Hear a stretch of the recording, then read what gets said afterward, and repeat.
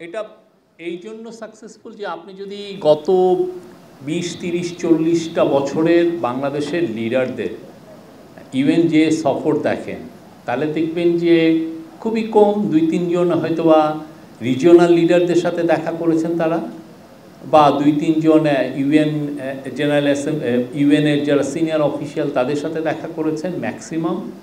তো এবার যেটা হয়েছে যে প্রফেসর ইউনূস 23 তারিখে রাতে ওইখানে ছিলেন, আমরা অ্যারাইভ করলাম 24, 25, 26, 27 এই 4 দিনে ওনার একটা, আমি বলবো অসম্ভব একটা প্যাকড একটা শিডিউল ছিল। অ্যারাউন্ড 50 মিটিং ছিল, এবং 50 মিটিংয়ের মধ্যে অ্যারাউন্ড 12টা হচ্ছে ওয়ার্ল্ডের টপ লিডারদের, যেমন ধরেন জো বাইডেন বা ইতালির প্রাইম মিনিস্টার বা ইউরোপিয়ান ইউনিয়নের প্রেসিডেন্ট বা ডাচ প্রাইম মিনিস্টার, চায়নার ফরেন মিনিস্টার, ইউএসের ফরেন সেক্রেটারি অফ স্টেট, আইএমএফের চিফ, ওয়ার্ল্ড ব্যাংকের চিফ, আইএলওর চিফ, ইউএন সেক্রেটারি জেনারেল। আমি বলবো যে মানে এত, এবং যেটা হয়েছে যে উনি প্রতি স্টেপে উনি বের হচ্ছেন, দেখা যাচ্ছে যে একজন ওয়ার্ল্ড লিডার এসে ওনাকে হাগ করতেছেন, ওনাকে জড়িয়ে ধরছেন। He was given a rock star reception there. সবাই তার সাথে দেখা করতে চেয়েছেন, এবং যেইগুলো মূল যে এসেন্স ছিল সেটা, এটা হিস্টোরিক হওয়ার জন্য সবচেয়ে সবাই বলেছেন যে এই গভর্নমেন্টের সাথে, এই গভর্নমেন্টকে তারা সাপোর্ট করেন এবং এর সাথে তারা এই ইন্টারিম গভর্নমেন্টের সাথে তারা কাজ করতে ইচ্ছুক, খুবই এনথুসিয়াস্টিক।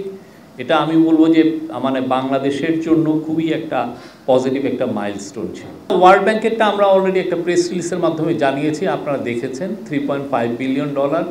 আমরা এছাড়া ধরেন রোহিঙ্গা বিষয়ে একটা বড় একটা কনফারেন্স হচ্ছিল, সেখানে প্রফেসর ইউনূস ছিলেন।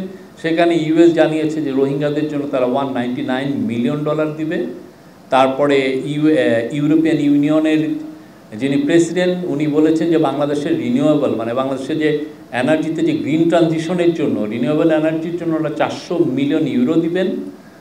এছাড়া সবার মানে এআইডির চিফ বলেন বা এদিক দিয়ে অন্যান্য দেশের দেওয়ার কিছু কিছু, আইএমএফের চিফের সাথে কথা হয়েছে, উনি আশ্বাস দিয়েছেন যে উনি বাংলাদেশের সাথে আছেন, এবং উনি বলেছেন যে উনি এই যে আপনারা জানেন যে আইএমএফের একটা টিম বাংলাদেশে এখন সফর করছে।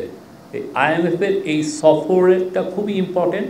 তারা এই সফর থেকে ফিরে যে আইএমএফের যে বোর্ড তাকে বলবে যে তার ফাইন্ডিংসটা কী, সেই আলোকে আইএমএফ আরও, ওরা তো একটা, আপনারা জানেন যে গত বছর জানুয়ারি বা গত বছর থেকে একটা $4.7 বিলিয়ন একটা সাপোর্ট প্রোগ্রাম অ্যানাউন্স করেছিল। সেইটার অ্যাডিশনাল আরও আমরা আশা করছি যে আরও অনেক আসবে, মেবি আপ টু $3 বিলিয়ন।